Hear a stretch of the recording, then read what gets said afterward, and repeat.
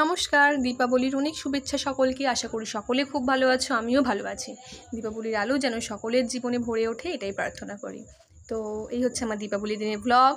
এবার হচ্ছে এই যে আমরা এখন বাজি রোদে দেওয়া হচ্ছে, কারণ অনেক বছর হয়ে গেল আমি বাজি ফাটাই না, কেউই ফাটাই না। তো এবার কি মনে গেল কয়েকটা বাজি কিনে এনেছি, এই কয়েকটাই রোদে দিলাম যাতে তাড়াতাড়ি ফাটে, সেই ছোটোবেলার মতো।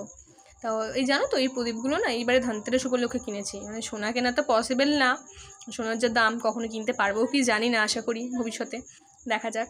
তো এই 14 প্রদীপটা না কিনে এনেছি। ইউজুয়ালি আমরা মাটির প্রদীপ জ্বালাই, জানো তো, মাটির হাতে বানিয়ে তারপর সেগুলো জ্বালানো হয়। মাটির প্রদীপও কিনি না, সেগুলো বানাই, খুব ভালো লাগে, ছোটো থেকেই দেখি এটা।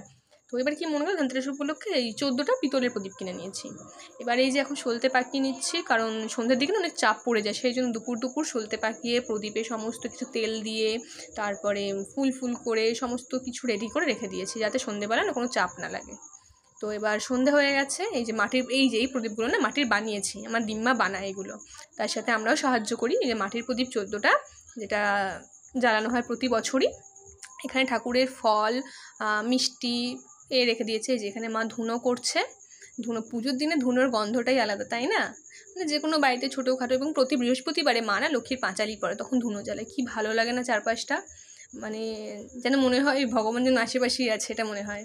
এই যে মা এখানে ধুনোটা রেডি করছে, ঠাকুরকে মা মোটামুটি সমস্ত কিছু পুজো টুজো দিয়ে দিচ্ছে। এরপর আমরা জ্বালাবো, সব মন্দিরে আশেপাশে গিয়ে জ্বালিয়ে দিয়ে আসবো। এটা হচ্ছে আমাদের উঠোনে, মাঝখানে একটা না উঠোন আছে আমাদের বাড়ির, তো সেইখানে যে প্রদীপ দিচ্ছে, মাটির প্রদীপগুলোই বাইরে দিচ্ছি, তার কারণ পিতলের প্রদীপগুলো বাইরে দিইনি, বা জানি না কখনো পড়ে টরে যাবে বা হারিয়ে টারিয়ে যাবে, ওই কারণে মাটির প্রদীপগুলো দিচ্ছে। এই যে আলপনাটা দেখছো, এটা না ভাই বানিয়েছে, জানো তো। আমি একবার আলপনা বানাতে গিয়েছিলাম, সে যা অবস্থা হয়েছিল, সেদিকে ভাই বানায় আলপনাটা, তো ও দিয়েছে ওটা। এই যেটা হচ্ছে ছাদে, আমাদের ছাদে না তুলসী গাছ আছে, তারপরে ভোলেনাথ আছে, তো ওখানে আমরা দিলাম। এই যে এখানে দিচ্ছি। আর দীপাবলির দিনে এত ল্যাদ লাগছিল যে মানে আমি ড্রেস চেঞ্জ করিনি, হ্যাঁ, তো ল্যাদ লাগছিল ওই আর কি। আর বাড়িতেও তো কেউ তো আসবেও না, আর তো সেই কারণে সাজিনি। ছাদটা কি সুন্দর লাগছে, তাই না? পুরো দেখো চারপাশটা কি আলোয় আলো লাগছে। এই যে মোমবাতিগুলো এখানে জ্বালিয়ে দিয়েছি, প্রদীপগুলো জ্বালিয়েছি, তারপর মিনিচার, চারপাশটা কি সুন্দর দেখতে লাগছে, তাই না? যেখানেই তাকাও আলো আলো, দূরে চারদিকে বাজি ফাটছে, চারদিকে আলো। কখনো দেখছি যে উপরে সেই রকেট বাজিগুলো ফাটছে, কি ভালো দেখতে লাগছে।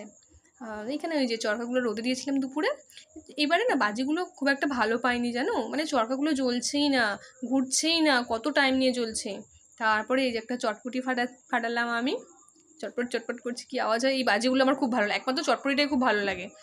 আর I can't resist myself. তো দীপাবলির দিনে একটা লাড্ডু মানে খেতেই হতো, একটা মিষ্টি খেতেই হতো। তো এটা that's it for today, bye bye.